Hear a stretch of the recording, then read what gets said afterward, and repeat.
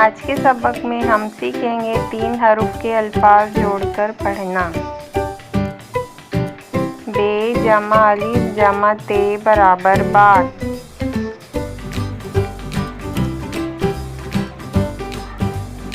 میم جمع گاف جمع رے برابر مگر۔ رے جمع الف جمع تے برابر رات۔ نون جمع میم جمع کاف برابر نمک۔ بے جمع الف جمع ٹے برابر باٹ۔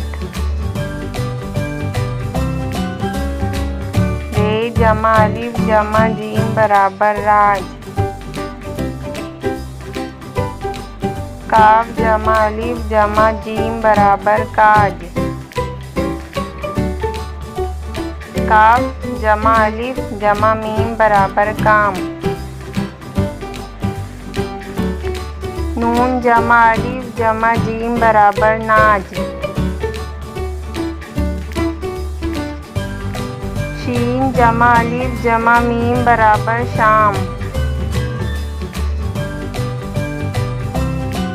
بات مگر۔ رات نمک۔ باٹ راج۔ کاج کام۔ ناج شام۔ چار آپ باغ۔ قلم گھر۔